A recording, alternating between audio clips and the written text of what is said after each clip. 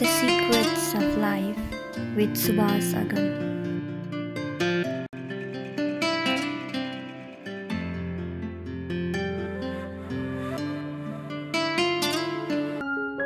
नमस्कार।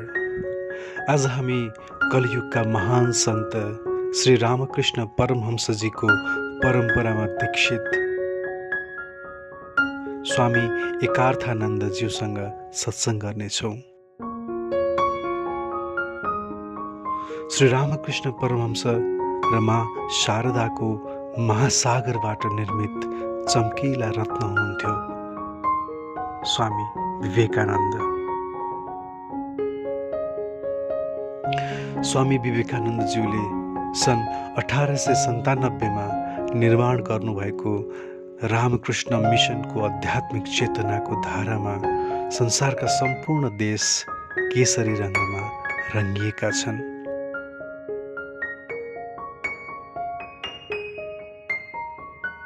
नेपालको गुल्मीमा जन्मिएर भारतमा हुर्किने क्रममा रामकृष्ण मिशनबाट प्रकाशित पुस्तकहरूको अध्ययन अनि सनातन संस्कारले उहाँमा सन्यासको रङ्ग चढेको थियो। स्वामी एकार्थानन्द आज रामकृष्ण मिशनको माध्यमबाट धेरै आध्यात्मिक मुमुक्षुहरूको आध्यात्मिक चेतना बढाउने काम गरिरहनु भएको छ। आउनुहोस् उहाँलाई हाम्रो कार्यक्रम द सिक्रेट अफ लाइफमा स्वागत गरौँ।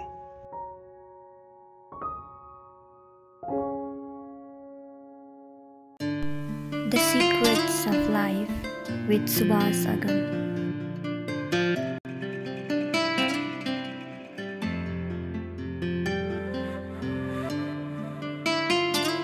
रामकृष्णले बारम्बार के भन्नुहुन्छ भने मनुष्य जीवनको मूल उद्देश्य नै भगवत प्राप्ति हो। अब हामीले त्यो अनित्य वस्तुसँग आफ्नो मनलाई जोड्यौँ भने त त्यो त अहिले छ, अर्को पलमा छैन। तर नित्य वस्तुसँग आफूलाई जोड्न सक्यौँ भने त त्यो जहिले पनि छ, त्यसमा हामीलाई चाहिँ त्यो दुःखदायी हुँदैन, त्यो आनन्ददायी हुन्छ। जुन चाहिँ नित्य हुन्छ त्यो आनन्ददायी पनि हुन्छ, अनित्य एकछिनको लागि आनन्ददायी हुन्छ। हाम्रो रामकृष्ण मिशनमा भक्तिको मार्ग पनि पालन गरिन्छ, कीर्तन भजन पनि हुन्छ, ज्ञान विचार पनि हुन्छ, अद्वैतलाई पनि हामीले मानिन्छ, विशिष्ट अद्वैत द्वैत सबैलाई मानिन्छ हैन। त हाम्रोमा ज्ञान भक्ति अनि राज यो सबैको समन्वय छ। त्यही भएर एउटा नै मार्ग मानेर चाहिँ हामी हैन कि सबैको समन्वय गर्दै आजको युगको लागि श्रीरामकृष्णले भने अनुसार भक्ति योग नै आजको युग धर्म हो, सबभन्दा सजिलो, धेरैलाई एपिलिङ गर्ने। र रामकृष्णले अर्को कुरा के भन्नुभएको छ भने अद्वैत ज्ञानलाई आँचलमा बाँधेर सबै कर्म गर अनि भक्तिको पथबाट चाहिँ सबभन्दा सजिलो नारदीय भक्ति भनेर भन्नुभयो। अद्वैतको ज्ञानलाई चाहिँ आँचलमा बाँधेर ब्याकग्राउन्डमा त्यो नलेज चाहिँ भइरहोस् हैन, भक्त चाहिँ बनेर हैन, भक्त बनेर हैन, एकदम भक्तिको मार्गमा हिँड भनेर। किनभने त्यो त सबभन्दा सहज र सबभन्दा राम्रो। र भक्ति चाहिँ कस्तो भने यो साध्य पनि साधन पनि। हजारौँ किसिमको माटोको हामीले गमलाहरू बनायौँ भने पनि हजारौँ डिजाइन भएको, तर हामीले यदि तत्त्वमा पुग्यौँ भने त माटो त एक भयो। हजारौँ किसिमका सुनका गहना बनायौँ भने पनि सुन तत्त्व रूपमा एक भयो हैन। त्यस्तै प्रकारले यो जगत विभिन्न दुईटा जस्तो हजारौँ किसिमको यसको ऊ देखिए पनि वास्तवमा यो तत्त्व त एउटै हो। त्यो तत्त्व परब्रह्म तत्त्व हो र मेरो स्वरूप पनि त्यही हो। त्यो हामी जस्तो साधारण मान्छेको लागि बोलेको हो। उनीहरू त ब्रह्मज्ञान पछि चुप्पै भइहाले हैन, भरिएको घडा त चुप्प, त्यो त चुप्प भइहाल्यो। तर उसले आफैले आफैलाई भन्न पर्ने केही छैन भन्ने हामीलाई हो, जगतको लागि साधारण मान्छेको लागि हैन। अब हामीलाई भन्दाखेरि उनीहरूले यस्तो भाषाको प्रयोग गरे कि त्यो भाषाको माध्यमबाट नै उनले सबभन्दा पहिला हाम्रो मिसकन्सेप्सनलाई हटाइदिए, ब्रेक गरे। त्यही भएर स्वामी विवेकानन्दले के भन्नुभयो भने each soul is potentially divine. हामी डिभाइन छौँ तर बाहिरबाट हामीले अनुभव गरेको छैन। The goal is to manifest this divinity by controlling nature. The Secrets of Life with Subhas Agam.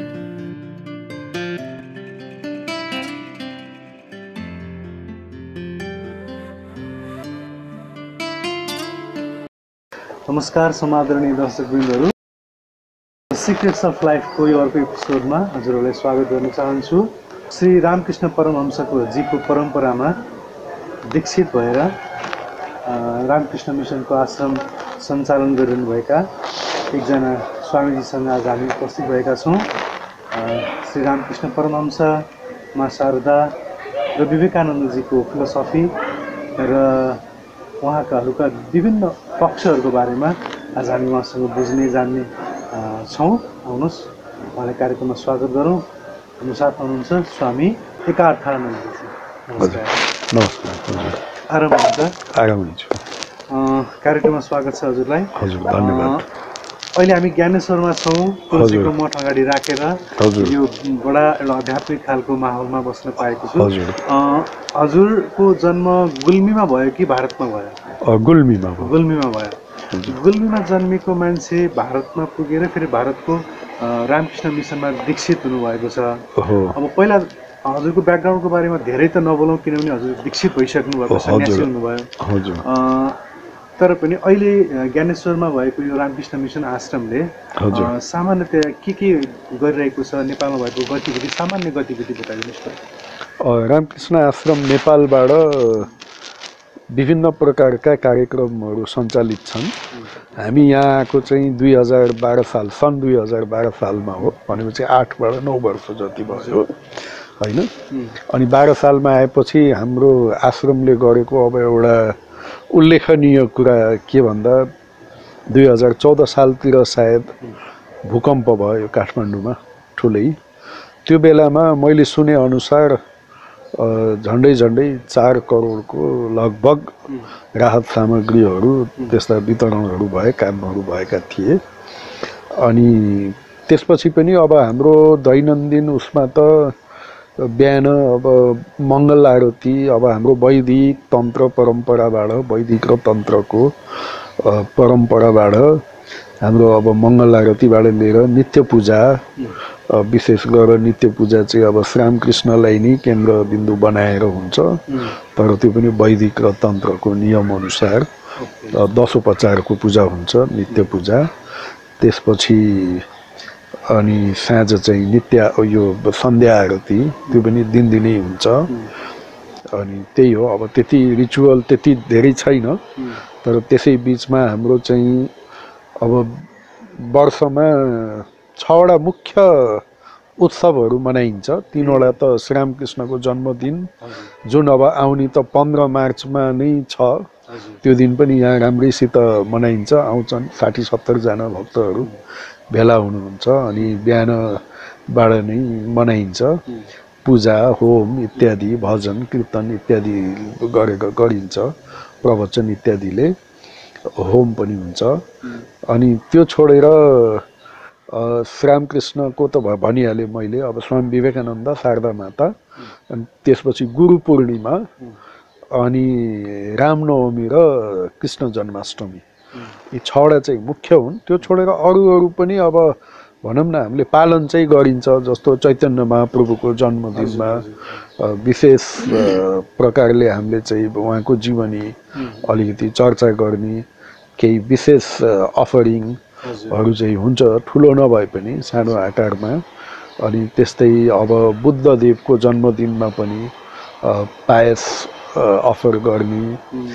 त्यसरी नै मन्दिरमा अब बुद्ध भगवानको फोटो अलग्गै एउटा आसनमा बसाएर त्यस्तो सालदेखि चाहिँ सन् 2012 देखि नेपालमा चाहिँ अफिसियल्ली आश्रम खोलेर यसरी चाहिँ काम भइरहेको। त्यो चाहिँ अब मुख्य उत्सवहरूको कुरा भने, अब दैनन्दिनमा चाहिँ अब हाम्रो त्यही हो, मैले भनिहालेँ। अब त्यसमा हाम्रो साँझ, शनिबारको साँझ चाहिँ एउटा आध्यात्मिक प्रवचन हुन्छ, श्रीरामकृष्ण, विवेकानन्द, वेदान्त विषयलाई लिएर। अनि त्यस्तै तरिकाले केटाकेटीहरूको लागि भ्यालु एजुकेसनको, चरित्र निर्माणको शिक्षाहरू पनि हामीले यहाँबाट दिइन्छ। त्यो छोडेर अब आश्रममा विभिन्न आउने जाने साधकहरू या विद्यार्थीहरू, युवाहरू, युवतीहरू, तिनीहरू पनि आउँदा उनीहरूको आध्यात्मिक जिज्ञासा जीवनलाई बुझ्ने प्रयास, त्यसमा कसरी आध्यात्मिकतासित आफ्नो दैनन्दिन जीवनलाई जोड्न सकिन्छ, त्यस्ता किसिमको जिज्ञासाहरू लिएर आउँछन्। त्यसको पनि समाधान हामीले गरिन्छ भनौँ न इन्फर्मल वेमा। अनि हाम्रो एउटा चाहिँ बुक स्टल छ जहाँबाट चाहिँ हाम्रो पुस्तकहरू रामकृष्ण विवेकानन्द वेदान्त साहित्य, रामकृष्ण विवेकानन्द वेदान्त साहित्य, अनि त्यसमा पनि बसेर पढ्न पनि पाइयो, किनेर लान पनि पाइयो र कतिपय किताबहरू हामीले निःशुल्क वितरण पनि गरिन्छ। ठिक छ। मैले मेरो यो कार्यक्रमको नाम द सिक्रेट्स अफ लाइफ राखेको छु। हजुर, जीवनको रहस्य। हजुर। अब हजुरले आफ्नो जीवन नै सम्पूर्णतया अब यही अभियानलाई अगाडि बढाउनको लागि र रामकृष्णदेखि विवेकानन्दसम्मको टिचिङलाई अगाडि बढाउनको लागि समर्पित गर्नुभएको छ। अब हजुरको आफ्नो फिलोसफी यो रामकृष्ण मिसनकै डक्ट्रिन लगायत समस्त वेदान्त दर्शनको त्यसलाई पनि साथमा राख्दै हजुरको दृष्टिमा के लाग्छ यो जीवनको मूल उद्देश्य चाहिँ के हो? अब यो एकदमै राम्रो तपाईँले प्रश्न गर्नुभयो। जीवनको मूल उद्देश्य कार्यक्रमको थीम नै हो भनेपछि श्रीरामकृष्णको सम्पूर्ण टिचिङ्सको वेदान्त, श्रीरामकृष्ण विवेकानन्दको टिचिङ्सको पनि थीम यही हो भनेको जीवनको उद्देश्य के हो। सबभन्दा पहिला हामीले यही बुझ्नु पर्यो हाम्रो जीवनको उद्देश्य के हो। पशुको जीवनको त कुनै विशेष उद्देश्य हुँदैन, ऊ त आफ्नो इन्स्टिङ्क्टले नै चल्छ। त्यही भएर पशुको लागि कुनै चरित्र निर्माणको कार्यक्रम पनि हुँदैन हैन। त्यो अब पशुलाई राम्रो र नराम्रो, मोरल इमोरल भन्ने कुरा, नैतिक अनैतिक भन्ने कुरा पनि त्यहाँ लागू हुँदैन। तर मान्छेको जीवनको उद्देश्य के हो त्यो सबभन्दा मूल प्रश्न हो। त्यो प्रत्येकले जान्नुपर्ने र आफैले आफैसित गर्नुपर्ने मूल प्रश्न नै हाम्रो जीवनको उद्देश्य के हो। र अब त्यसको उत्तर चाहिँ श्रीरामकृष्ण विवेकानन्द वेदान्तको दृष्टिबाट र विशेष गरेर श्रीरामकृष्णले बारम्बार के भन्नुहुन्छ भने मनुष्य जीवनको मूल उद्देश्य नै भगवत प्राप्ति हो। त्यसलाई अब भक्ति योगको माध्यमबाट भन्यो भने भगवत प्राप्ति भनिएला हैन। अब त्यसैलाई ज्ञानको माध्यमबाट भन्यो भने अब ज्ञान, अब निर्विकल्प समाधि या परब्रह्म तत्त्वको प्राप्ति हैन। यो अथवा कर्मको दृष्टिकोणबाट हेर्यो भने जन्म मृत्यु चक्रबाट कसरी चाहिँ हामी बाहिर निस्कने हैन, त्यस्तै किसिमको त्यो। अनि ध्यानको दृष्टिबाट पनि हामी चाहिँ कसरी निर्विकल्प समाधिमा लीन हुने त्यो भयो। योग चित्त वृत्ति निरोध भन्छ, चित्त वृत्तिलाई कसरी निरोध गर्ने त्यो चाहिँ ध्यान पद्धतिले कसरी निर्विकल्प समाधि, विभिन्न भाषा भए पनि कुरा त्यही हो। मनुष्य जीवनको एकमात्र उद्देश्य भनेको भगवत प्राप्ति हो। र त्यो भगवत प्राप्ति कसरी हुन्छ त भन्दा त्यसको दुईटा मूल सूत्र के हो भने भगवत प्राप्तिको लागि विवेक र वैराग्य जुन हाम्रो चाहिँ एउटा गाडी हो, रथ हो, जुन विवेक वैराग्य रूपी रथमा बसेर हामी त्यो भगवत प्राप्तिको बाटोमा हिँड्नुपर्छ। किनभने धर्मको विभिन्न अब भनौँ न रिचुअलहरू जति भए पनि इन्ट्रेस्टिङ कुरा ल्याउनु भयो। एउटा रथको दुईटा पाङ्ग्रा विवेक र वैराग्य हो। अब यो वैराग्यले विवेक प्राप्त गर्नलाई कसरी यसको तारतम्यता बताइदिनुहोस् त? पहिला त विवेक हैन, विवेक भनेको चाहिँ नित्य वस्तु विवेक। यो संसारमा कुन वस्तु नित्य हो, कुन वस्तु चाहिँ अनित्य हो, त्यो कुरालाई हामीले राम्रोसित बुझ्न पर्यो। अब कस्तो भने यो हामीले यहाँ यो अब यो देखिन्छ नि, हामीले फुलको गमला देखिरहेको छ, यो गमला अनित्य हो तर माटो अब तुलनात्मक दृष्टिले हेर्दा माटो चाहिँ नित्य हो। गमला टुट्यो भने पनि माटो रहन्छ, अथवा माटो नै हुन्छ, माटो नै हुन्छ, फुल पनि लास्टमा पचेर माटै हुन्छ हैन। अब भनौँ न गमला होइन, फुललाई नभनौँ, अब गमला बनेको माटोले हो। अब त्यो माटोले एउटा पर्टिकुलर सेप, नाम र रूप भिन्न भयो। यही माटोले हामीले अर्को एउटा गणेशको मूर्ति पनि बनाउन सक्छौँ, त्यही माटोले हामीले शिवजीको मूर्ति पनि बनाउन सक्छौँ, गमला पनि बनाउन सक्छौँ, मकै भुट्ने हाँडी पनि बनाउन सक्छौँ। अर्थात् नाम र रूप भिन्न भए तत्त्व चाहिँ माटो भयो। त्यसरी नै सुनले बनेका विभिन्न गहनाहरूलाई हेऱ्यौँ भने विभिन्न गहना नाम भिन्न भए अनि रूप पनि भिन्न भए, नाम र रूप भिन्न भए पनि त्यसको तत्त्वमा मूलमा के छ भने त्यो चाहिँ सुन भयो। त्यो तत्त्व चाहिँ नित्य वस्तु हो। त्यसबाट जुन नाम र रूप आउँछ त्यो चाहिँ अनित्य वस्तु हो। त्यस्तै प्रकारले ब्रह्म नित्य वस्तु हो, अर्थात् ईश्वर भगवत तत्त्व नित्य वस्तु हो। तर यो जुन संसार हामीले चाहिँ जगत प्रपञ्च जुन हामीले देखिन्छ संसार त्यो चाहिँ अनित्य वस्तु हो। यो त्यही भएर हामीले सबभन्दा पहिला चाहिँ यसलाई केलाउनु पर्यो, आफ्नो मनले यो विचार गर्नु पर्यो कि नित्य वस्तु के हो, अनित्य वस्तु के हो। नित्य वस्तु क्षणिक छ र त्यो चाहिँ अब नित्य वस्तु अनन्त छ, क्षणिक छैन। अब मैले भन्नु बिराएँ अनित्य वस्तु क्षणिक छ, क्षणिक हो। अब नित्य वस्तु चाहिँ त्यो नित्य छ, त्यो अनन्त छ, जहिले पनि छ। अब जस्तो समुद्रमा त्यो समुद्रको पानी जल त्यो नित्य हो, तर त्यसमा आउने तरङ्गहरू चाहिँ छालहरू चाहिँ अनित्य हुने, एकछिनको लागि छ, त्यसपछि छैन।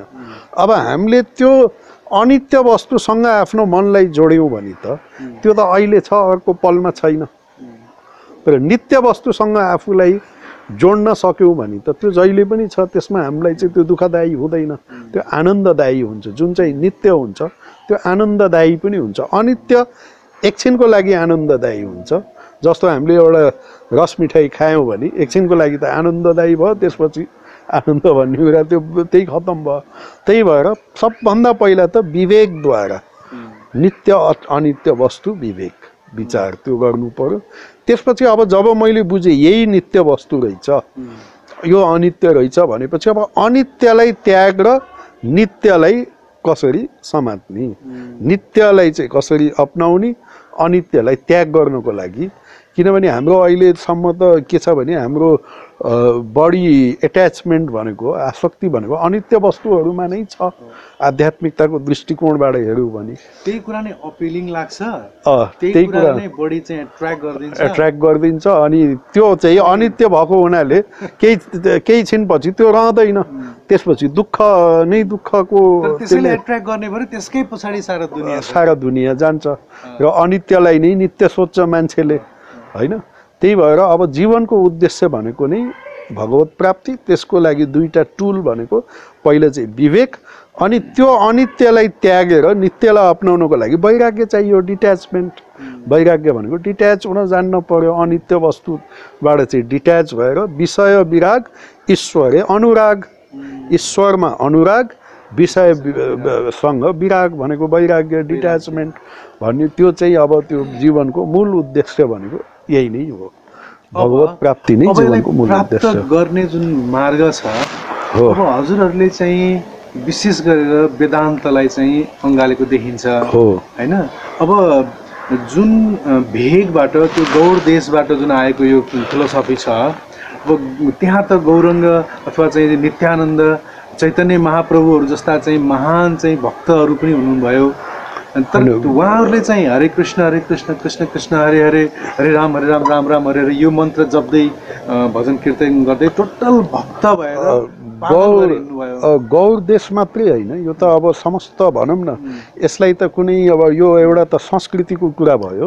त्यही भएर यसलाई आर्याव्रत या भारतवर्ष भनेको अहिलेको इन्डिया होइन कि, अब भनौँ न आर्याव्रत पुरै कैलाश, एकदम कैलाशबाट लिएर अब श्रीलङ्कासम्मै भनिदिउँ न एउटै संस्कृति। अब मुख्य रूपमा अब ऋषिमुनिहरूले तपस्या गर्ने ठाउँ चाहिँ अब हिमालय क्षेत्रमा पनि गरे, गङ्गाको किनारमा पनि गरे, भारत र नेपाल मुख्य रूपमा, अथवा नदी किनारहरूमा बसेर पनि तपस्या गरे, ऋषिमुनिहरूका आश्रम बनिए। अनि हिमालयको गुफा कन्दराहरू, पहाड पर्वत, शान्त ठाउँ खोज्दै त्यसरी पनि गए, होइन। त्यही भएर नेपाल र भारत यसको चाहिँ मुख्य भूमि। नेपाललाई त अब तपोभूमि अनि भारतलाई पुण्यभूमि अथवा जे भन्दा पनि दुईटालाई अब इन्टरचेन्ज पनि गर्न सकियो। त्यो सबै रूपमा चाहिँ बङ्गालको बङ्गाल मात्रै होइन, अब कश्मीरी शैविजम त कश्मीरबाट आयो, शङ्कराचार्य त केरलाबाट आए, हाम्रो चाहिँ बङ्गालबाट भए पनि तपाईँको हुन्छ। मैले बुझेँ। अब प्रश्न चाहिँ कस्तो भने तपाईँको अब यो आध्यात्मिकतामा अब त्यो भगवत तत्त्व, जीवनको उद्देश्य मूल भगवत तत्त्व प्राप्ति हो। विवेक र वैराग्य चाहियो, त्यो त चाहियो होइन, माग्न भनिहाले, तपाईँले पनि भन्नुभयो।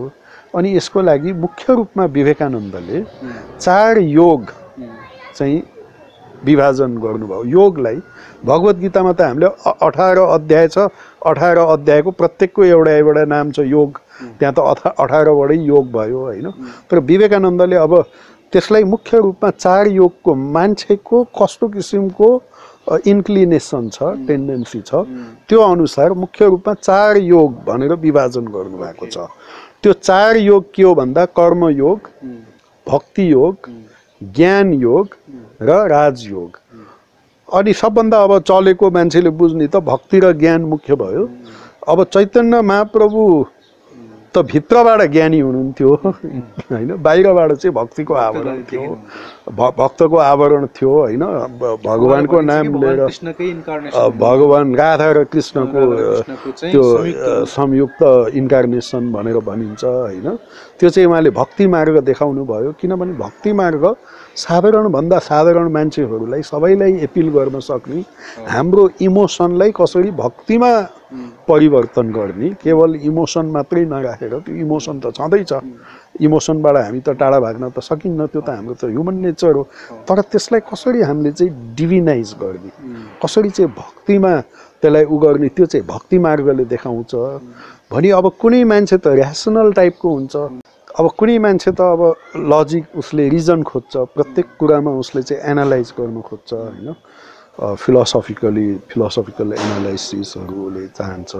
त्यस्तो मान्छेको लागि चाहिँ ज्ञान योग, भक्ति योग अलिकति इमोसनल खालको मान्छे होइन।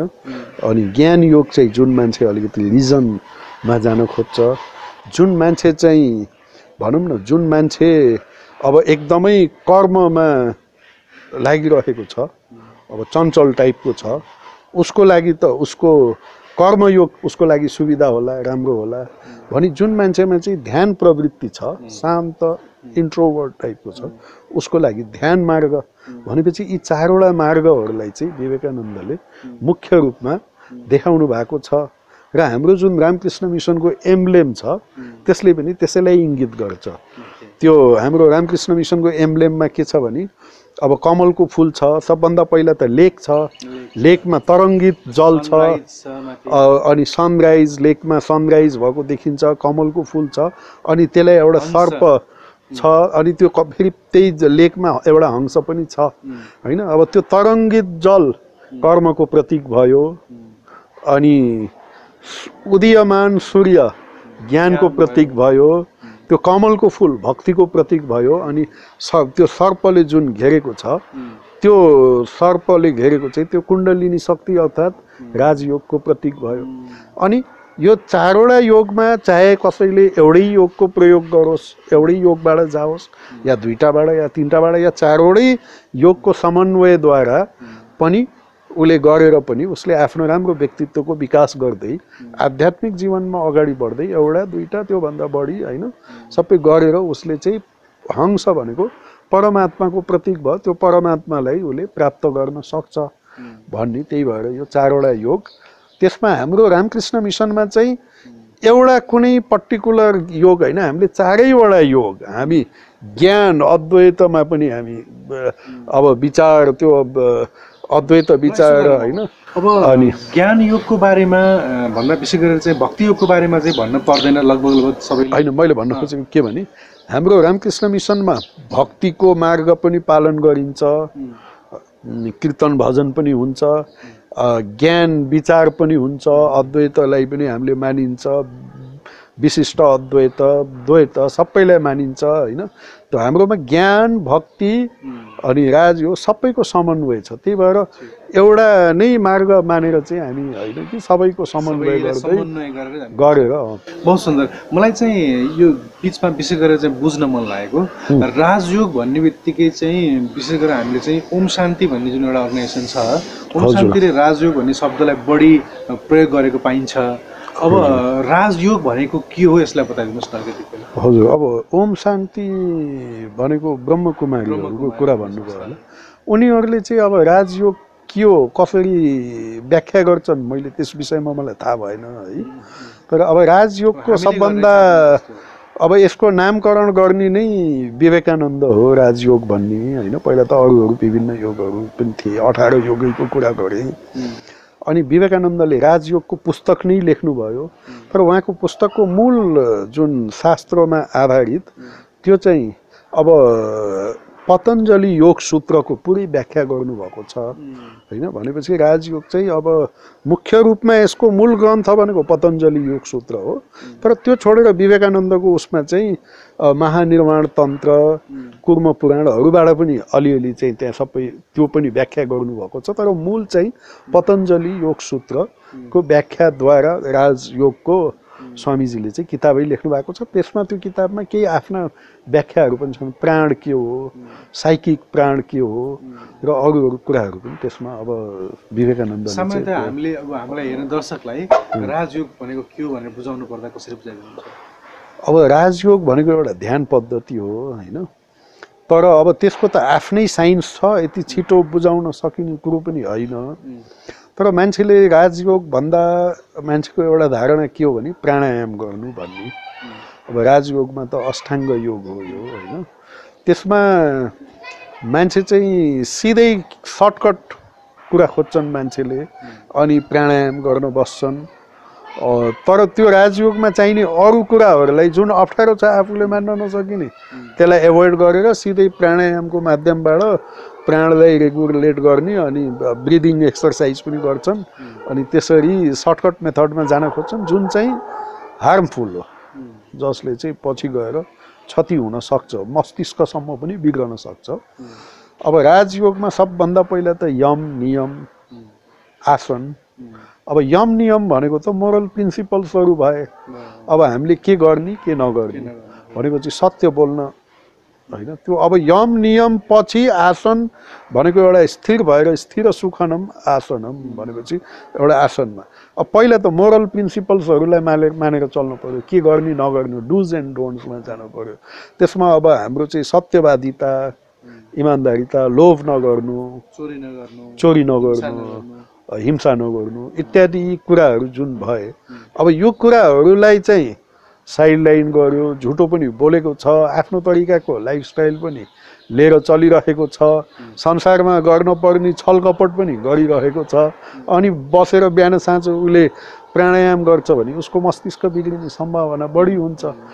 त्यही भएर यो मान्छेको चाहिँ अलिकति मिसकन्सेप्सन छ र आजको युगको लागि श्रीरामकृष्णले भनेअनुसार भक्ति योग नै आजको युग धर्म हो, सबभन्दा सजिलो, धेरैलाई एपिलिङ गर्ने। र रामकृष्णले अर्को कुरा के भन्नुभएको छ भने अद्वैत ज्ञानलाई आँचलमा बाँधेर सबै कर्म गर अनि भक्तिको पथबाट चाहिँ सबभन्दा सजिलो नारदीय भक्ति भनेर भन्नुभयो। अद्वैतको ज्ञानलाई चाहिँ आँचलमा बाँधेर ब्याकग्राउन्डमा त्यो नलेज चाहिँ भइरहोस् हैन, भक्त भनेर होइन, एकदम भक्तिको मार्गमा हिँड भनेर। किनभने त्यो त सबभन्दा सहज र सबभन्दा राम्रो। र भक्ति चाहिँ कस्तो भने यो साध्य पनि साधन पनि। किनभने अब राजयोगको अभ्यास गर्नलाई सबभन्दा पहिला प्युरिटी सम्पूर्ण आउनु पर्यो, त्यसपछि बल्ल अरू स्टेपमा जाने हो। मान्छे पहिले त्यो प्युरिटीलाई, किनभने आध्यात्मिक जीवनको सार वस्तु भनेको नै पवित्रता हो होइन। अब त्यो राजयोगमा पवित्र नबनिकन सिधै प्राणायाम इत्यादि अरू कुरामा गयो भने अब जस्तो एउटा फर इक्जाम्पल मैले उदाहरण दिउँ न, अब यदि मान्छेमा डिट्याचमेन्ट छैन र उसले एकाग्रताको अभ्यास गर्छ भने उसको त्यो एकाग्रता नराम्रो कुरामा पनि त गएर एट्याच हुन सक्छ नि त, जान सक्छ नि त, त्यो त हार्मफुल भयो। त्यही भएर अब एकाग्रताको अभ्यास गर्नुभन्दा पहिला पनि सबभन्दा पहिला त पवित्रताको अभ्यास गर्नु पर्यो। त्यही भएर भक्ति योगमा चाहिँ के छ भने त्यो समस्या भक्ति योगमा छैन। म भगवानको शरणमा गएँ, उहाँलाई मैले सम्पूर्ण आफ्नो, म त भक्ति योगमा हे भगवान ममा त योग्यता छँदै छैन, म तपाईँकै शरणमा आएँ, अब तपाईँले मलाई योग्य बनाउनुहोस्, जे गर्नुहोस् होइन। एउटा बिरालोको बच्चा जस्तो खालि म्याउ म्याउ गर्छ, आमालाई मात्रै पुकार्छ अनि आमाले उसलाई जहाँ राख्यो त्यहीँ बस्छ होइन। त्यस्तो किसिमको भक्ति योगमा हामी त्यसरी लाग्दै जाँदाखेरि भित्रबाट पवित्रता पनि हुँदै जान्छ। त्यसमा हामीलाई भक्ति योगको लागि एन्ट्रेन्स एक्जामहरू जस्तो त्यस्तो किसिमको केही छैन, एकदम सहज सिधै एन्ट्री गरेर पनि कुनै खतरा नभइकन भगवानको भक्तिमा नै पुकारेर त्यसरी सजिलोसित जान सकिन्छ र आफै पवित्र पनि हुँदै जान सकिन्छ। शारदा माताले त मेरो छोराछोरीहरू सन्तानहरू अब शरीरमा धुलो सुलो दलेर आयो भने पनि त्यो धुलो झारेर तिनीहरूलाई काखमा बसाल्ने मेरै कर्तव्य हो भगवानको, त्यस्तो किसिमको हुन्छ। हामीमा भएको कमजोरी हुँदा हुँदै पनि भगवानको शरणमा गएर हामी चाहिँ त्यो भक्तिमा सजिलो छ। त्यही भएर युग धर्म भनेको आजको लागि भक्ति योग। अब हामीले जुन त्यो अद्वैतको ज्ञानलाई आचलमा राख्ने कुरा छ, अब थोरै हाम्रो आचलमा अद्वैतलाई राख्दिनुहोस्। अद्वैत भनेको के भने सिधा भन्दा अद्वैत दुईटा छैन, नो दुईटा नो द्वैत हो। किन दुईटा छैन भनेको होइन, यसलाई एउटा भने पनि एक भने पनि हुन्थ्यो हो त नि, होइन? अद्वैत नभनेर सिधै एक भने पनि हुन्थ्यो। तर यो चाहिँ सबभन्दा पहिला यसले हाम्रो मिसकन्सेप्सनलाई दुईटा होइन है भन्यो, होइन? यसमा चाहिँ हाम्रो जेनरल पर्सेप्सनलाई ठ्याक्कै कन्ट्राडिक्ट गरिदिएको हो कि। हाम्रो जेनरल पर्सेप्सन के हो त भन्दा हामीले चाहिँ दुईटा नै देख्छौँ, सब्जेक्ट र अब्जेक्ट देख्छौँ, होइन? म एउटा सब्जेक्ट अनि यो संसार चाहिँ अब्जेक्ट, हामीले त्यो दुईटै देखेको हुन्छौँ नि त, त्यो हाम्रो जेनरल पर्सेप्सन हो। त्यही भएर मैले सुरुमै भने नि तुलसीको मठ छ यहाँ, तुलसीलाई देख्दा एक खालको एउटा डिभाइन फिलिङ आउँछ, पिपलको बोट देख्दा एउटा डिभाइन खालको फिलिङ आउँछ। र तुलसी एउटा डिभाइन प्लान्ट हो भन्ने थाहा छ, होइन? तर म पनि डिभाइन हुँ भन्ने कुरा चाहिँ थाहा नहुन सक्छ हो। अब यसले चाहिँ भन्न खोजेको चाहिँ यो पनि डिभाइन हो, तिमी पनि डिभाइन हो। त्यसमा मैले त्यही भने सबभन्दा पहिला त हामीले यही बुझ्नु पर्यो कि दुईटा छैन, तत्त्व एउटै छ। यदि तत्त्व हामी एकै हो, चाहे यो गमला नै किन नहोस्, यो फूल किन नहोस्, चाहे तुलसी नै किन, भनेपछि यो गमलाको विभिन्न रूप भए पनि त्यसको माटो तत्त्व भनेपछि त एक माटोमा एक भयो। हजारौँ किसिमको माटोको हामीले गमलाहरू बनायौँ भने पनि हजारौँ डिजाइन भएको, तर हामीले यदि तत्त्वमा पुग्यौँ भने त माटो त एक भयो। हजारौँ किसिमका सुनका गहना बनायौँ भने पनि सुन तत्त्व रूपमा एक भयो, होइन? त्यस्तै प्रकारले यो जगत विभिन्न दुईटा जस्तो हजारौँ किसिमको यसको ऊ देखिए पनि वास्तवमा यो तत्त्व त एउटै हो। त्यो तत्त्व परब्रह्म तत्त्व हो र मेरो स्वरूप पनि त्यही हो। अनि एक चाहिँ किन नभनेको? त्यही भनेको त्यो, किनभने सबभन्दा पहिला त ब्रह्मको विषयमा केही भन्न नै सकिन्न, यसलाई व्याख्या गर्नै सकिन्न। र यदि ब्रह्मको विषयमा केही ऋषिमुनिहरूले ब्रह्मज्ञ पुरुषहरूले भने भने त्यो हामी जस्तो साधारण मान्छेको लागि बोलेको हो। उनीहरू त ब्रह्मज्ञान पछि चुप्पै भइहाले, होइन? भरिएको घडा त चुप्प, त्यो त चुप्प भइहाल्यो। तर उसले आफैलाई भन्न पर्ने केही छैन भन्ने हामीलाई हो, जगतको लागि साधारण मान्छेको लागि, होइन? अब हामीलाई भन्दाखेरि उनीहरूले यस्तो भाषाको प्रयोग गरे कि त्यो भाषाको माध्यमबाट नै उनले सबभन्दा पहिला हाम्रो मिसकन्सेप्सनलाई हटाइदिए, ब्रेक गरे। भनेपछि हाम्रो मिसकन्सेप्सन दुईटा भन्ने नै छ, त्यो हाम्रो एकदमै इन्स्टिङ्क्टमा छ, दुईटा नै हामीले देख्छौँ। र त्यो दुईटा होइन, अद्वैत द्वैत होइन भनेर त्यो शब्दले नै त्यसरी चाहिँ हाम्रो मिसकन्सेप्सनलाई हटाउने। किनभने भन्ने त हामीलाई हो नि त, यो उनीहरूलाई आफैलाई त ब्रह्मज्ञ पुरुषलाई त केही पनि भन्न परेन। त्यही भएर अद्वैत शब्द चाहिँ त्यो, यो दुईटा होइन, एउटै हो, तत्त्व एउटै हो र हामी सबै त्यही एउटै तत्त्व हो। दुईटा देखिए पनि, विभिन्नता देखिए पनि त्यसको भित्र भएको सूत्रेमणि गणाइव भनेको विभिन्न किसिमको फुल भए पनि त्यसको भित्र बग्ने सूत्र चाहिँ त्यो ब्रह्म तत्त्व त्यो एउटै हो, हाम्रो स्वरूप त्यही हो। त्यही भएर स्वामी विवेकानन्दले के भन्नुभयो भने each soul is potentially divine. Potentially divine, each soul is potentially divine. हामी डिभाइन छौँ, तर बाहिरबाट हामीले अनुभव गरेको छैनौँ। The goal is to manifest this divinity by controlling nature, internal and external. अब हामीले चाहिँ के हो हाम्रो जीवनको लक्ष्य भन्दा त्यो डिभिनिटीलाई हामीले आफ्नो जीवनको प्रत्येक कुराहरूमा प्रकाशित गर्न सक्नु पर्यो। त्यो हाम्रो प्र्याक्टिकल लाइफमा पनि त्यो फलित हुन पर्यो, होइन? अनि कसरी भन्दा कन्ट्रोलिङ नेचर, हामीले बाह्य अथवा अन्तर प्रकृति दुईटैलाई कन्ट्रोल गरेर। बाह्य प्रकृतिको त समाधान विज्ञानसित छ भने अन्तर प्रकृतिलाई कसरी कन्ट्रोल गर्ने भन्ने त्यसको समाधान आध्यात्म विज्ञानसँग छ। बाहिर हामीले अब प्रकृतिको बाह्य क्रियाकलापहरूलाई हामीले बुझेर यस्तो रहेछ। पहिलाको सुरुको मान्छेहरू त प्रिमिटिभ म्यानहरू त बिजुली चम्किँदा पनि डरायो होलान्, उनीहरू त बुझ्दै बुझेनन् के हो, उनीहरूलाई त त्यसमा पनि डर लाग्यो, कुनै अर्कै शक्ति छ कि भन्ने पनि भयो, उनीहरूलाई भूत प्रेतको कल्पनाहरू पनि गरे होइन। तर त्यसको समाधान त विज्ञानले ल्याइदियो। जब विज्ञानको उन्नति हुँदै गयो, यो यस्तो रहेछ, यसरी हामीले गर्नुपर्ने रहेछ भन्ने, र प्रकृतिको शक्तिहरूलाई यसरी म्यानिपुलेट गर्नुपर्ने रहेछ भनेर आज विज्ञान हामी चाहिँ यो मोबाइलबाटै अथवा सबै दुनियाँ देख्न सकिन्छ होइन, त्यसबाट सबै गर्न सकिन्छ, युट्युबमा सबै हेर्न सकिन्छ, अमेरिकामा भइरहेको कुरा यहाँ हामीले चाहिँ इन्टरनेटबाट हेर्न सकिन्छ। त्यो बाह्य प्रकृतिको कन्ट्रोल विज्ञानले गर्छ भने अन्तर प्रकृति मभित्र भएको रिस, राग, लोभ, मोह होइन, क्रोध इत्यादिको त्यो मेरो अन्तर प्रकृतिलाई कसरी मैले बसमा ल्याउने त भन्दा त्यसको लागि आध्यात्म विद्या चाहियो।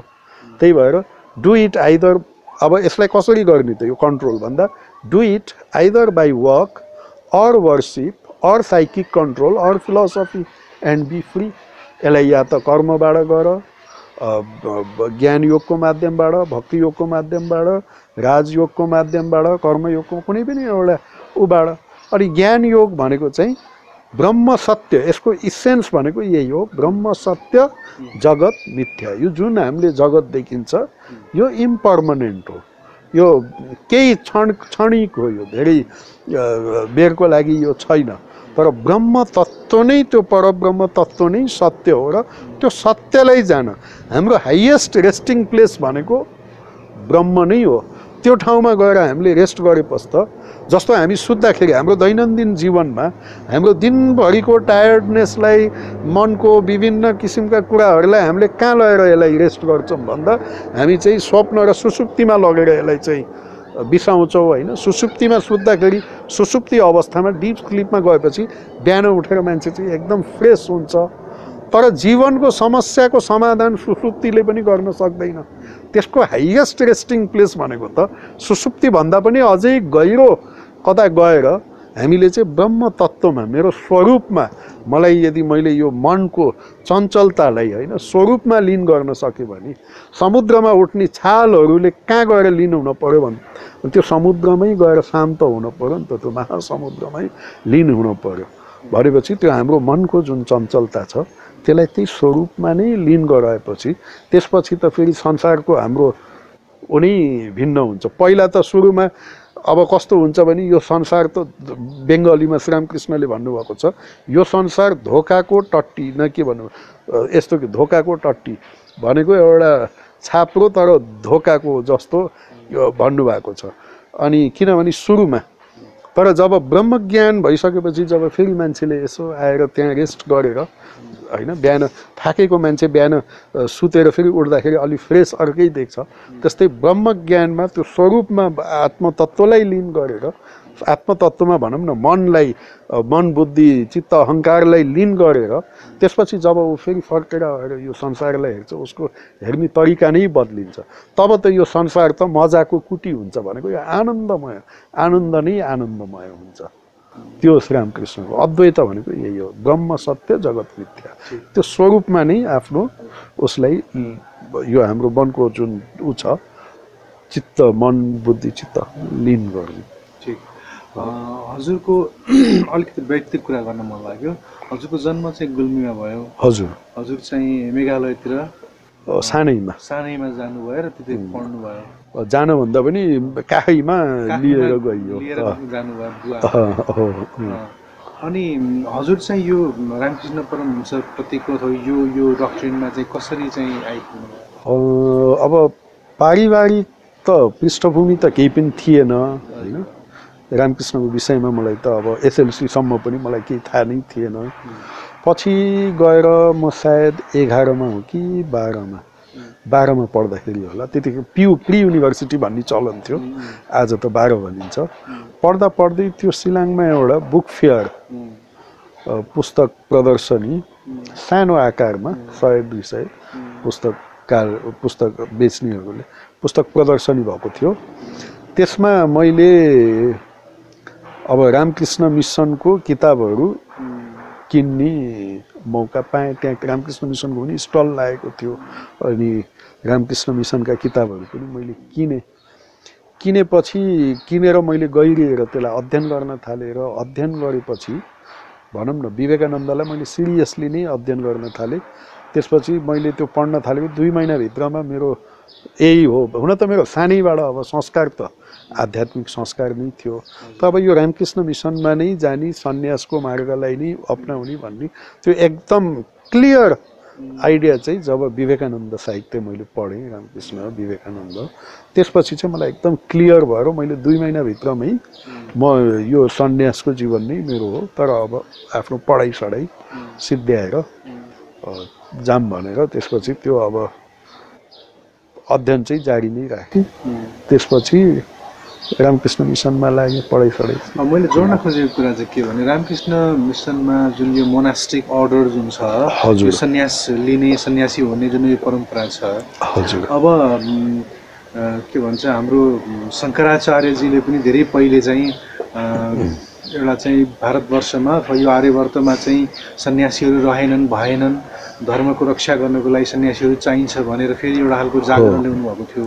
पछिल्लो समयमा फेरि बेलोर मठबाट त्यस्तै खालको एउटा अभियान भयो र यसरी चाहिँ अहिले हजुर जस्ता धेरै मान्छेहरू मोनास्टिक अर्डरमा आउनु भएको छ सन्यासी बन्नु भएको छ। सत्यको मार्गमा चाहिँ लागेर उहाँहरूको साधना पद्धतिलाई पढेर अध्ययन गरेर साधना गरेर घरमा पनि बस्न सकिन्थ्यो। तर यो अर्डरभित्र नै आउनु यो सन्यासी परम्पराभित्र नै दीक्षित हुनु चाहिँ किन पर्ने? अच्छा सबभन्दा पहिला त तपाईँको त्यो शङ्कराचार्यको र बेलुर मठ रामकृष्ण मिसनको भन्नुभयो। हामी पनि वास्तवमा त्यो शङ्कराचार्यको दशनामी सम्प्रदायभित्र नै पर्छौँ। तर आधुनिकता हामीमा छ जरा त्यही छ हो जागरण ल्याउनु भएको। त्योभन्दा पहिला बुद्धदेवले त्योभन्दा पनि अब नाथपन्थीहरू त सायद अझै पहिलाका होलान् होइन गोरखनाथ होइन। तर अब शङ्कराचार्यले जुन दशनामी सम्प्रदायको गर्नुभयो श्रीरामकृष्ण त्यही सम्प्रदायभित्रको तोतापुरीबाट सन्यास लिनुभएको हुनाले हामी पनि पुरी सम्प्रदायभित्र नै पऱ्यौँ होइन। तर अब शङ्कर मठहरूको भन्दा हाम्रो अलिकति कार्यशैली र पद्धति अब जरा भएर पनि अनि आधुनिक र वैज्ञानिक अलि व्यवस्थित छ भनौँ न। पुरानो र नयाँको एउटा समन्वय छ। पुरानोलाई पनि छोडेको छैन अनि नयाँलाई पनि समन्वय गरेर परम्पराभित्रबाट नै चलेर हामी चाहिँ गएको छौँ होइन। त्यो रामकृष्ण मिसन भनेको त्यो हो।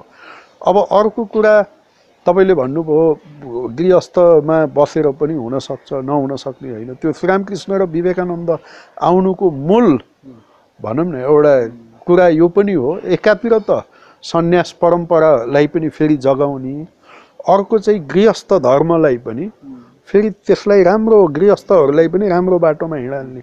जस्तो बुद्ध भगवान आएपछि आध्यात्मिकता भनेको सन्यास नै लिनु हो जस्तो किसिमको एक किसिमको अभियान नै चल्यो।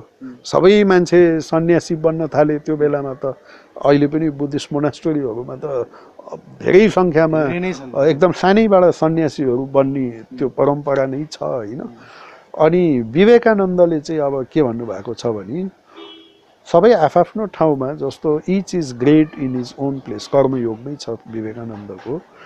तर कस्तो भने हाम्रो पुरानो परम्परा अनुसार चतुर आश्रम त हाम्रो छँदै थियो। किनभने पहिला ब्रह्मचर्य आश्रम विद्यार्थी जीवनमा ब्रह्मचर्य आश्रम त्यसपछि गृहस्थ आश्रम। किनभने विद्यार्थी जीवनमा ब्रह्मचर्य आश्रम पालन गरेको मान्छे नै राम्रो गृहस्थ बन्न सक्छ। उसले त फाउन्डेसन तयार गर्यो नि त मोरल ब्याकग्राउन्ड उसले आध्यात्मिक ब्याकग्राउन्ड तयार गर्यो नि त। उसले विद्यार्थी जीवनमा आफू चाहिँ दुध श्रीरामकृष्णले भनेअनुसार ऊ चाहिँ दुध चाहिँ हामीले सिधै पानीमा हालिदियौँ भने त पानीसित मिसिन्छ। संसार त पानी जस्तो हो। तर दुधलाई जमाएर यदि त्यसलाई मन्थन गरेर यदि त्यसबाट चाहिँ हामीले मक्खन निकालेर नौनी निकालेर त्यसलाई फेरि त्यही मक्खनलाई पानीमा हामीले राख्न सक्यौँ भने त त्यो त निर्लिप्त हुन्छ पानीसित मिसिन्न। त्यही भएर विद्यार्थी जीवनमा त ब्रह्मचर्य व्रतको पालन गरेर ऊ जब गृहस्थमा जान्छ उसले त्यो ब्रह्मचर्य व्रतद्वारा पालनद्वारा उसले आफ्नो साधन भजन त्यो एउटा त हो ब्रह्मचर्य भनेको त्योद्वारा उसले आफ्नो मनरूपी दुधलाई चाहिँ मक्खनमा परिणत गरेर त्यसपछि यदि ऊ गृहस्थ धर्ममा प्रवेश गर्छ भने उसको राम्रो गृहस्थ बन्न सक्छ। अनि एकजना राम्रो गृहस्थहरूको सङ्ख्या बढ्यो भने बल्ल समाज राम्रो हुन्छ अनि देश राम्रो हुन्छ विश्व राम्रो हुन्छ होइन। त्यही भएर गृहस्थहरूको चाहिँ सबभन्दा ठुलो दायित्व र भूमिका छ यो संसारलाई राम्रो उसमा लैजानलाई पहिला त राम्रो गृहस्थ बन्नु पर्यो त्यो गृहस्थ धर्म हो होइन। अब अर्को चाहिँ सन्यास धर्म हो। पहिला त अब गृहस्थ धर्मपछि अब पुरानो परम्परा अनुसार ब्रह्मचर्य गृहस्थ वानप्रस्थ पछि गृहस्थ धर्म भएपछि त्यो आफ्नो संसारको दायित्वहरू पुरा भएपछि त्यसपछि फेरि ऊ वनमा मोक्षको बाटोमा हिँड्न थाल्यो वानप्रस्थी भयो अनि त्यसपछि गएर फेरि सन्यास धर्म लियो। अब अहिलेको आधुनिक युगमा विवेकानन्दले दुईटा तरिकाले होइन एउटा चाहिँ सिधै ब्रह्मचर्यबाट सन्यासमा पनि जान सकिने डबल प्रमोसन जस्तो अनि गृहस्थ धर्ममा पनि जान सकिने तर गृहस्थ पनि आदर्श गृहस्थ बन्न पर्यो भनेपछि उसको आध्यात्मिक जीवनलाई मान्दै गृहस्थ पनि मोक्षको बाटोमा हिँडेको छ सन्यासी पनि मोक्षको बाटोमा हिँडेको छ। तर गृहस्थले चाहिँ अब किल्लाभित्रबाट युद्ध गरेको छ भने सन्यासी चाहिँ मैदानमा तलवार लिएर सिधै मैदानमा अगाडि गएर उत्रियो श्रीरामकृष्णले त्यसरी भन्नुभएको छ। त्यही भएर दुईटैको धर्म हो तर त्याग तितिक्षा वैराग्य भन्ने कुरा त सबै ठाउँमा चाहिन्छ। डिट्याचमेन्ट भएन भने त गृहस्थी जीवन पनि राम्रो हुँदैन।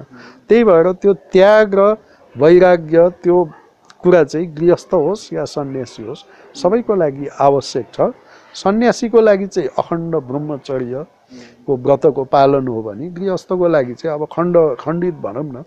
तर कस्तो भने अब सन्यासी चाहिँ एकदमै एउटै त्यो निवृत्ति मार्गमा हिँड्छ भने गृहस्थ चाहिँ प्रवृत्ति मार्गबाट तर ऊ जान त मोक्षको बाटोमा नै त्यहाँसम्म नै उसलाई पुग्नु छ भनेपछि अब त्यो चाहे गृहस्थ होस् चाहे सन्यासी होस् ऊ राम्रो बाटोमा चाहिँ अब त्याग चाहिँ चाहियो। श्रीरामकृष्णले त के भन्नुभएको छ भने एक दुई सन्तानपछि पति पत्नी भाइ बहिनी जस्तो भएर बस्नु भनेको ब्रह्मचर्य व्रतको पालन गर्नु भन्ने कुरा त्यहाँ आयो होइन। त्यही भएर परमहंसक र शारदा माताको नै सम्बन्ध त्यस्तै खालको थियो। उहाँको त अब शारीरिक कुनै किसिमको सम्बन्ध त्यसमा शारीरिकता भन्ने त्यो भौतिकता भन्ने छँदै थिएन। त्यही भएर अब गृहस्थ भए पनि राम्रो उसमा त लाग्नै पर्यो हिँड्नै पर्यो होइन। मैले खालि यो मात्रै भन्नु खोजेँ अब हजुरलाई यो कुरा हजुरको इन्टरभ्यू हेरिसकेपछि अथवा हाम्रो हजुर जस्ता धेरै सन्यासीहरूको इन्टरभ्यू हेरिरहँदा हजुरहरूको आदर्श जीवन हेर्दा कसैलाई यो सन्यास अर्डरमा आउन मन लाग्यो भने उनीहरूको लागि हजुरले के भन्नुहुन्छ? मतलब चाहिँ हुन त आदर्श तिमी संसारी पनि बन्न सक्छौ गृहस्थ पनि रहन सक्छौ तर अन्ततोगतमा मार्ग यो है भन्ने खालले भन्नुहुन्छ कि के भन्नुहुन्छ? कस्तो भन्छु मैले है एउटा त श्रीरामकृष्णले के भन्नुभएको छ भने जब संसारमा छौ एउटा हातले चाहिँ संसारको कर्म गर अर्को हातले भगवानलाई समात अनि जब तिम्रो संसारको कर्तव्य पुरा हुन्छ किनभने उसले जीवनमा देख्न पर्ने कुरा देखिसकेपछि पनि उसमा वैराग्य आएन भने त उसको त्यो दुर्भाग्य हो नि। अब यो एकजना आजको दिनमा होइन अब एकजना मान्छे 60-70 वर्षको भयो आफ्नो घर परिवार छोराछोरीको विवाह पनि भयो उनीहरूलाई पनि आफ्नो खुट्टामा उभ्याइदियो उनीहरूलाई चाहिँ अब तिनीहरूको जागिर पनि भयो उनीहरू पनि आफ्नो खुट्टामा उभिए। अब त्यसपछि पनि ऊ संसारमा लिप्त हुन्छ भने यदि त्यही कुरामा आफूलाई इन्भल्भ गरिरहन्छ भने एक किसिमले त्यो न्यू जेनेरेसनले त त्यसलाई इन्टरफियरेन्स पनि सोध्छ नि किन उता डिट्याच हुन सकेन अनि न्यू जेनेरेसन र ओल्ड जेनेरेसनको बिचमा हुने द्वन्द्व पनि त्यही कारणले हो नि त। यदि एकजना मान्छे राम्रो आध्यात्मिक जीवन उसले बिताएको छ र ऊ 50-60 वर्षपछि आफ्नो छोराछोरीहरू आफ्नो खुट्टामा एकदम उभिए भने र त्यसपछि उनीहरूलाई खुट्टामा उभ्याएपछि उसले संसार आफ्नो छोराछोरीको या हातमा जिम्मामा लगाएर ल तिमीहरूले अब किनभने राम्रो उसको आफ्नो राम्रो जीवन छ भने छोराछोरीहरू आफै राम्रो हुन्छन् त्यसपछि उनीहरूमाथि सम्पूर्ण जिम्मेवारी दिएर ऊ एकदम डिट्याच भएर निर्लिप्त भएर साक्षी स्वरूप भएर केवल भगवानको साधन भजनमा नै बिताउँछ र त्यसमा कुनै दखलअन्दाजी उसले गर्न किनभने मान्छेको अब त्यो एट्याचमेन्ट छ भने दखलअन्दाजी गरिहाल्छ हुँदासम्म पनि उसको व्यवहारहरू बिग्रिरहेको छ अथवा उसले त्यो छोड्न सकेको छैन व्यवहारहरू मिलाउन सकेको छैन छोड्न सकेको छैन हैन छोड्न नसक्दाखेरि ऊ चाहिँ अब त्यसमा एट्याच भइरहेको छ त्यसले गर्दा त्यो न्यू जेनेरेसन र ओल्ड जेनेरेसनको द्वन्द्व हुन्छ तर त्यो भएन र उसले न्यू जेनेरेसनको हातमा सम्पूर्ण जिम्मेवारी दिएर आफू साधन भजनमा नै ऊ हुन्छ भने त उसको एउटा ऋषितुल्य व्यक्तित्व हुन्छ घरमा बस्यो भने पनि र घरको परिवारको अरू सदस्यहरू उसलाई चाहिँ एउटा ऋषिको फिगर जस्तो बनाएर हेर्छन् अनि आफूमा परेको समस्याको समाधान खोज्न त्यहाँ जान्छन् तर त्यो डिट्याचमेन्ट नभएको हुनाले आदर्श गृहस्थ जीवन साधन भजन नभएको हुनाले बुढेसकालमा पनि त्यसैमा इन्भल्भ भइराख्नु पर्ने कारणले त्यो चाहिँ द्वन्द्व हुन्छ अनि ओल्ड एज होममा छोराछोरीहरूले पनि सहन गर्दैनन् हुन त्यो एन्करेज गरेको होइन बाबा आमा जस्तै भए पनि उहाँहरूलाई चाहिँ आफूसितै राख्नुपर्छ होइन त्यो कुरा त छुट्टै कुरा हो तर यसको समाधान दुईतिरैबाट आउनुपर्छ होइन त्यो भयो भने चाहिँ त्यो ऋषितुल्य एउटा एकदम आध्यात्मिक जीवन छ भने त्यसले सबैलाई भनिरहँदाखेरि चाहिँ हजुरलाई पनि प्रश्न आउन सक्छ हजुरले सन्यास अर्डरमा आइसकेपछि आमा बुवाहरूसँग के कस्तो व्यवहार गर्नुभयो आमा बुवालाई राख्नु भएन आफूसँगै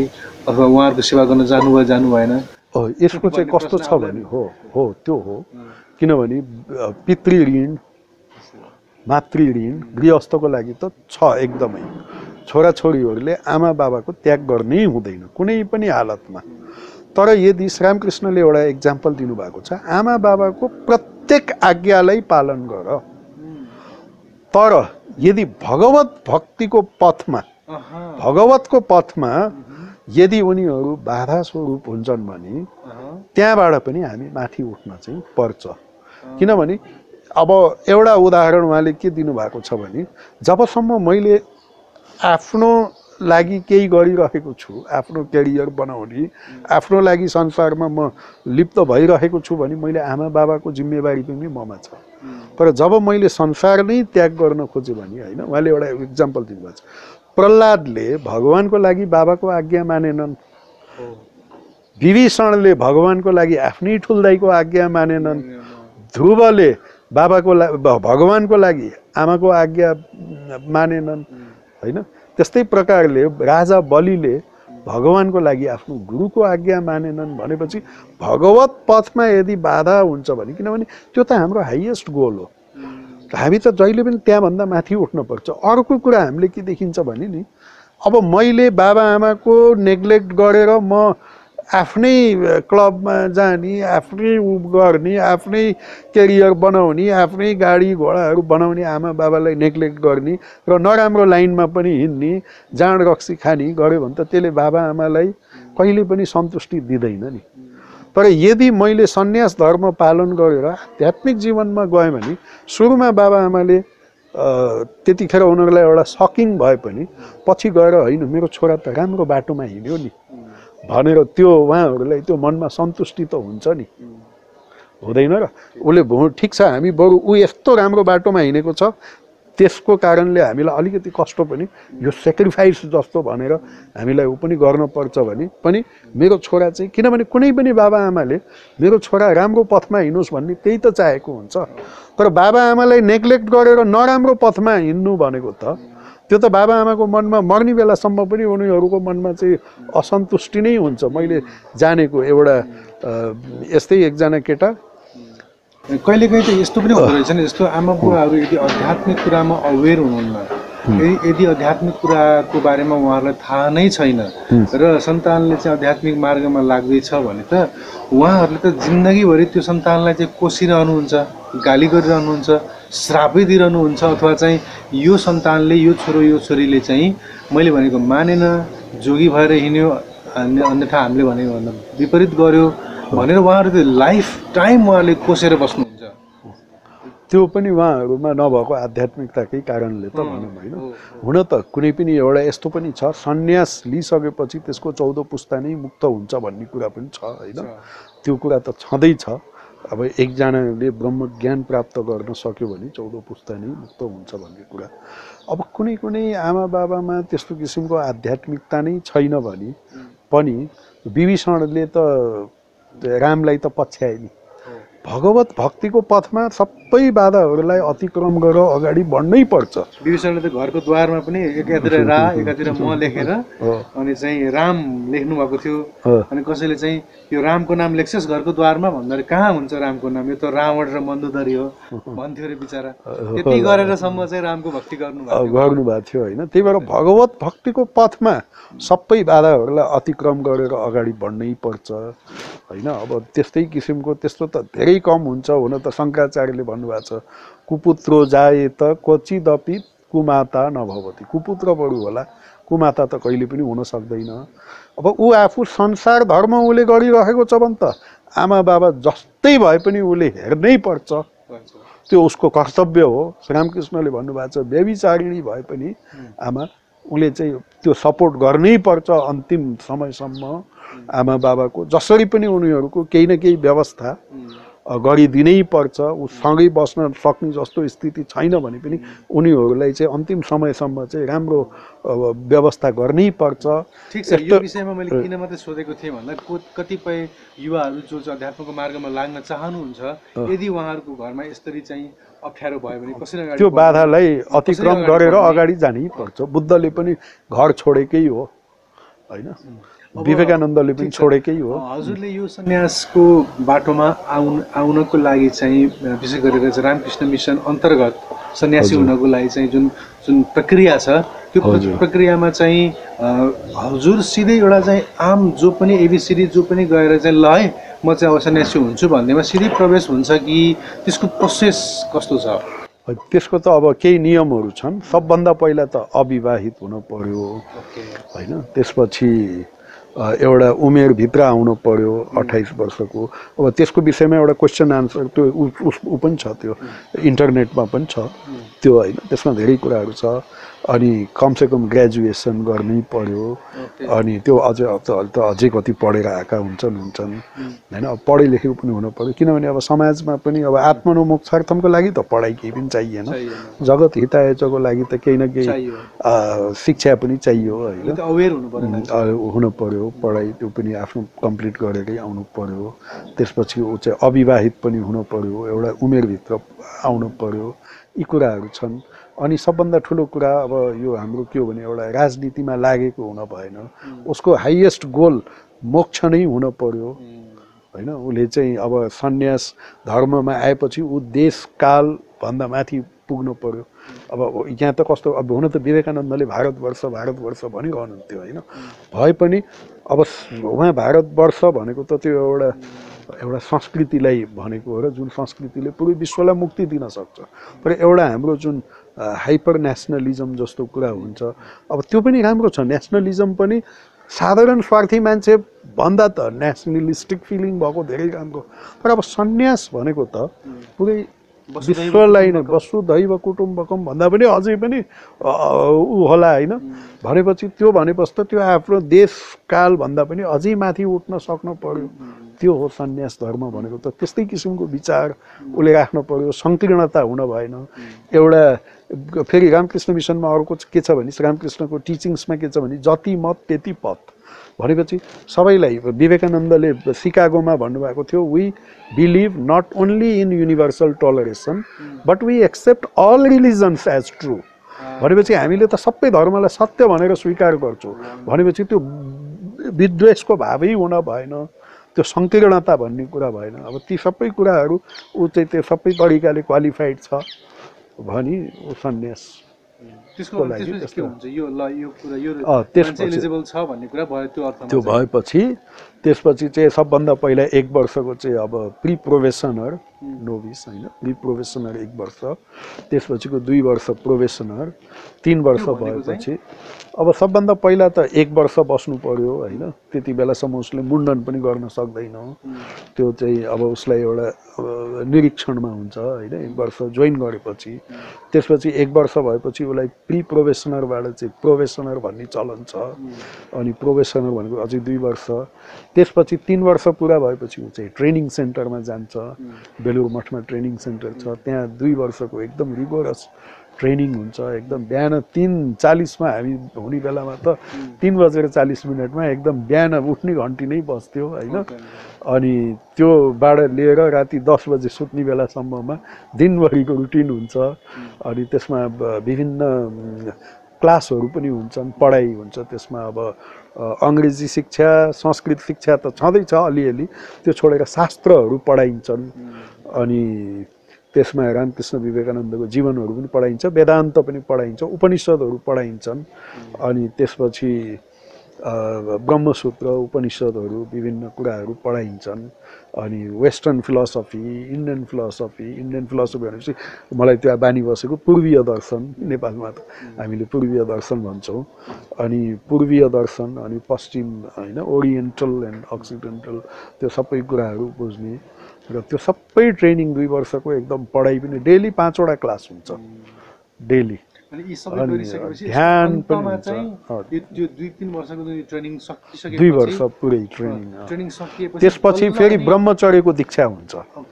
अब यो भनौँ न, अब त्यसमा त मैले यो भन्न अहिले अघि नै भनिनँ, बिहान 1 घन्टा केही नभए पनि ध्यान, साँझ 1 घन्टा ध्यान, अरू सबै मिलाएर अरू काम पनि हामीले जुत्ता सिलाइबाट लिएर चण्डीपाठसम्म सबै गर्नुपर्छ। त्यहाँ हाम्रो टोयलेट क्लिनिङ ड्युटी पनि हुन्छ, भात पस्कने ड्युटी पनि हुन्छ, अरू विभिन्न किसिमको कामहरू पनि। किनभने योग कर्म सुकौशलम, कर्ममा कुशलता भनेको नै योग हो, भगवत गीताको डेफिनेसन भनेपछि काम पनि कसरी। मैले त भनौँ न सानैबाट झाडु लाउँथेँ, कुचो बढार्थेँ हैन।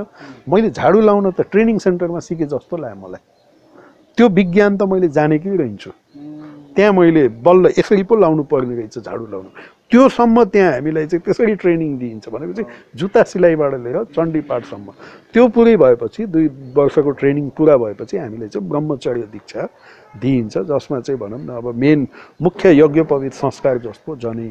अब कसैले त लगाएर आएको हुन्छन् ब्राह्मण परिवारबाट, कोही चाहिँ अरू। हामीलाई रामकृष्ण मिसनमा फेरि सबैलाई एक्सेप्टेबल हुन्छ, सबै आउन सक्छन्। त्यसमा कोही अब ब्राह्मण परिवारबाट नआएको पनि हुन सक्छन्, तर ब्राह्मण नै सन्यासी हुने भएपछि त्यो ब्रह्मचर्य दीक्षामा पहिला व्रतबन्ध भएको पनि नभएको पनि सबैको फेरि व्रतबन्ध जस्तो हुन्छ। ब्रह्मचर्य व्रत, त्यहाँ दीक्षा, अनि त्यसमा चाहिँ त्यो कसरी ब्रह्मचर्य पालन गर्ने त्यसको नियमहरू सबै त्यहाँ चाहिँ हामीले चाहिँ त्यो दिइन्छ। फर्मली हामीलाई चाहिँ रामकृष्ण मिसनमा बल्ल एक्सेप्टेड हुन्छ। हाम्रो चाहिँ मिसनको रेजिस्टरमा बल्ल नाम आउँछ। भनेपछि सुरुबाट 5 वर्ष, त्यसपछि फेरि हाम्रो विभिन्न सेन्टरहरूमा, शाखाहरूमा पोस्टिङ हुन्छ, फेरि अझै 4 वर्ष। त्यसरी नै लागेपछि कामहरूमा कर्महरू गर्दै गएपछि, साधन भजन कर्म सबै योगको माध्यमबाट जाँदै गएपछि टोटल 9 वर्ष मिनिमम। फेरि त्यो वर्ष गनिन्छ श्रीरामकृष्णको जन्म तिथिको दिनबाट नै गनिन्छ कि मेरो कुन दिनबाट मेरो उत्सव सुरु हुन्छ त्यो तिथि पूजाको। म यदि श्रीरामकृष्णको जन्मदिनको 6 महिना पहिला आएको छु भने पनि मेरो दिन चाहिँ ठ्याक्कै उहाँको जन्मदिनबाट नै सुरु हुन्छ। त्यसरी 9 वर्ष पुरा गरेपछि अनि श्रीरामकृष्णको तिथि पूजाको दिनमा सन्यास योग्य देख्यो भने, त्यसपछि पनि योग्य छ भन्ने उनीहरूलाई भयो। 9 वर्ष त मिनिमम चाहियो। अब योग्यता छ भने त्यसपछि बल्ल पहिला ब्रह्मचर्य दीक्षा भयो हैन, नयाँ नाम पनि आउँछ। मेरो जस्तो मेरो नाम त्यो बेलामा शिवे सचैत ब्रह्मचारी शिव सचैतन्य थियो, चैतन्य जोडिन्छ त्यही शङ्कराचार्यको परम्परा अनुसार नै। अनि त्यसपछि चाहिँ सन्यास दीक्षामा चाहिँ स्वामी, अहिले मेरो नाम एकार्थानन्द भयो, उसको आनन्द पछाडि जोडिन्छ हैन। त्यसरी त्यो सन्यास त्यो दिन 9 वर्ष मिनिमम, बढी पनि लाग्न सक्छ। ठिक छ। अब मलाई यो बताइदिनुहोस्, विवेकानन्द एउटा आम युवा केटो जो चाहिँ अचानक उसलाई चाहिँ एउटा कविता पढ्ने क्रममा प्रोफेसरले गएर रामकृष्णलाई भेट, फ्रान्समा त त्यो मान्छे छ, भनेर ट्रान्स बुझ्नको लागि उहाँ जानुहुन्छ। अनि तपाईँले के भगवान्लाई देख्नु भएको छ भनेर सोद्धाखेरि मैले तिमीलाई भन्दा अझै प्रष्टसँग चाहिँ भगवान्लाई देखेको छु भनेर रामकृष्णले भन्नुहुन्छ। त्यसपछि पछि फेरि विदेश जानेको भन्दा अगाडि नै उहाँलाई चाहिँ सम्पूर्ण सारा चिज मलाई चाहियो, मलाई ज्ञान चाहियो भनेर भन्दाखेरि उहाँले टच गरेर उहाँलाई सम्पूर्ण चिज चाहिँ दीक्षा दिनुहुन्छ, अथवा भनौँ के भन्ने ऊर्जा शक्तिपात गरेर सारा चिज दिनुहुन्छ, सारा चिज प्राप्त गर्नुहुन्छ उहाँले। त्यो रामकृष्ण परमहंसले यस्तो गर्न सक्नुहुन्थ्यो, गर्नुभयो र विवेकानन्द बन्नुभयो। अहिले तपाईँको त्यो अर्डरमा, रामकृष्ण परमहंसको यो अर्डरमा, यो परम्परामा यो त्यो क्षमता राख्ने कोही साधक हुनुहुन्छ जसले चाहिँ छोएर दीक्षा दिएर त्यो लेभलको चाहिँ गराउन सक्छ? अब यसमा एउटा कुरा छ होइन, अब अवतार अब सन्तहरूमा पनि विभिन्न क्याटेगोरी हुन्छ होइन। एउटा त श्रीरामकृष्णले भन्नुभएको छ मान्छे 4 किसिमको हुन्छन्। 4 किसिमकोमा कस्तो भने जस्तो एउटा माछा छोप्नलाई जाल थाप्यौँ भने नदीमा कस्तो हुन्छ भने कुनै कुनै माछा त जालमा पर्दैनन्, तर कुनै अब अरू माछाहरू त जालमा परेपछि पनि त्यसमा 3वटा क्याटेगोरी भइहाल्छ। एउटा क्याटेगोरीले त हामी एकदम निश्चिन्त छौँ, उसले जालमा परेको उसलाई ख्यालै हुन्न, ढुक्क भएर त्यो जालभित्र बसिरहेको हुन्छ, हिलोमा माटो गाडेर आनन्दसँग बसेको हुन्छ होइन। उसलाई थाहै छैन म बन्धनमा एकछिनपछि म छुवाएर लतार्दै लैजान्छ भन्ने, उसलाई त्यो ज्ञानै हुँदैन। तर त्यसपछि कसैलाई त थाहा हुन्छ ए हामी त यस्तो बन्धनमा पऱ्यौँ भन्ने। त्यसपछि उसले चाहिँ बन्धनबाट निक्लनलाई सङ्घर्ष गर्छ, ऊ चाहिँ मुमुक्षु भयो। अनि कोही चाहिँ त्यो बन्धनबाट धेरैले सङ्घर्ष गर्दा एउटा दुईवटा खुत्त निस्कि पनि हाल्छन् भने ऊ मुक्त भयो। अगर कहिले पनि जालमा पर्दै नपर्ने नित्यमुक्त होइन, अनि बद्ध र जसलाई थाहै छैन, जसले फिलै गरेको छैन बन्धनमा छु भने ऊ चाहिँ बद्ध भयो। अनि बद्ध, मुमुक्षु, मुक्त, नित्यमुक्त, यो 4वटा क्याटेगोरी। अब अवतार भनेको त नित्यमुक्त त हुँदै हो, त्योभन्दा पनि अब विशेष 500 वर्ष कमसेकम विवेकानन्दको भनेअनुसारमा एकचोटि आउँछन् र उनीहरूको चाहिँ अद्भुत शक्ति लिएर आएको हुन्छन्, जुन चाहिँ अरू सबैमा त्यो शक्ति हुँदैन, तर ब्रह्मज्ञ पुरुषहरूमा चाहिँ हुन्छ। अब कसमा छ कसमा छैन भनेर त्यसरी त भन्न मिल्दैन पनि र भन्न हुँदैन पनि होइन। अब कसमा छ छैन त्यो आफूले फिल गर्ने कुरा हो। तर अवतार भनेको एउटा छुट्टै क्याटेगोरी हो जसको जुन ढाँचामा सबैलाई राख्न चाहिँ मिल्दैन। अरूहरूलाई साँचोमा हालेर बनाएको भने, एउटा पर्टिकुलर साँचोमा हालेर बनाएको भने अवतार चाहिँ डिफ्रेन्ट तरिकाले त्यो साँचोमा त्यो साँचो होइन, त्यो इन्डिपेन्डेन्ट एउटा अलग्गै बनाएको कुरा हुन्छ। र श्रीरामकृष्णमा त त्यो स्पर्शले त्यो गर्न सक्ने शक्ति पनि थियो होइन। विवेकानन्दमा पनि हामीले जीवनी पढ्दाखेरि देखिन्छ। अरूहरू अब अहिले पनि अब प्रेसिडेन्ट महाराजहरू या ब्रह्मज्ञ पुरुषहरू होलान्, तर अब को हो को होइन भनेर त्यसरी त भन्न हामीले पनि एकजना ब्रह्मज्ञ पुरुषले अर्को ब्रह्मज्ञ पुरुषलाई चिन्न सक्छ, सबैले चिन्न पनि सक्दैन। त्यही भएर त्यो को हो को होइन भन्ने कुरा थाहा हुँदैन। तर अवतार भनेको अवतारै हो। तर अवतार आइसकेपछि अब अवतारको जस्तो अवतार भनेको त एउटा रेलवेको ट्रेनको इन्जिन जस्तो हो होइन। तर त्यसपछि यदि परम्पराबाट हामी गयौँ भने चाहिँ त्यो अवतार डब्बा जस्तो भयो, एकजना गुरु हुनुभयो होइन। एउटा रेलको त्यही इन्जिनसँग जोडिएको, अर्को भनेपछि त्यो चाहिँ परम्परासँग तान्न उसैले तानिरहेछ। तर हामी जुन डब्बामा गएर बसे पनि हामी चाहिँ त्यही गन्तव्यस्थानमा पुगिन्छ। तर परम्परामा छैन भने त इन्जिनसँग नै जोडिएको छैन, त्यो फेरि त्यो गुरु त हो तर त्यो इन्जिनसँग जोडिएको छैन, परम्पराबाट आएको छैन भने त्यहाँ चाहिँ अब के हुन्छ भने त्यो डब्बामा गएर जति बसे पनि अगाडि त गएन। त्यही भएर हाम्रो त यो गुरु शिष्य परम्पराबाट आएको हो।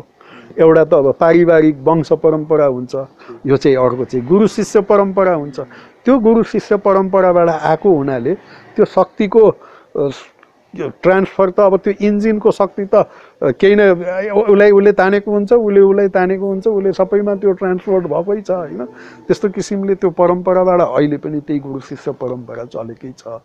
त्यही भएर शक्ति त अवश्यै छ, छैन भन्दा फेरि धेरै लामो धेरै डब्बा पनि गाँसिएको छैन। अहिले त श्रीरामकृष्ण पछि 4 जेनेरेसन 5 अब किन सोधेको भने यही कारणले कि त्यस्तो परम्परामा त्यस्तो बेला बेलामा त्यस्ता पुरुषहरू आउँछन् महापुरुषहरू। यस्तो पनि भनिन्छ कि 10औं गुरु यो भन्ने चलन छ, सिखहरूमा पनि देखिन्छ नि। गुरु गोविन्द सिंह एउटा चाहिँ जुन मेन हुन्छन् होइन हुन्छन्, त्यो त भइहाल्यो फाउन्डर नै। त्यसपछिको 10औं गुरु पनि सब एकदमै पावरफुल हुन्छन् भन्ने पनि मान्छेको त्यो भनाइ छ। जस्तो होइन यो सिख गुरुको होइन, यो पनि एउटा विश्वास हो, मलाई पनि त्यति ऊ भएन। अर्को चित्र जोड्दाखेरि के हाम्रो यो अब हुन त प्रसङ्ग मैले फेरेँ, पृथ्वीनारायण शाह पछि एकदम पावरफुल किङ भनेको महेन्द्र होइन। मैले यसो कुन किङ रहेछ भन्दा 10औं रहेछ कि त्यस्तो। त्यो 10औंको सायद 10औंमा केही छ कि कतिसम्म भनिन्छ भन्दाखेरि पृथ्वीनारायण शाहकै रिइन्कार्नेसन हो। हुन त प्रसङ्ग बदल्यो भनेको त्यो 10th को चाहिँ हुन्छ भन्ने अब विश्वासको कुरा हो। हुन त पछि पनि हुन्छन् ब्रह्मज्ञ पुरुषहरू त भइरहन्छन् होइन र, त्यो हो, त्यो अहिले पनि छ। The Secrets of Life with Subhas Agam.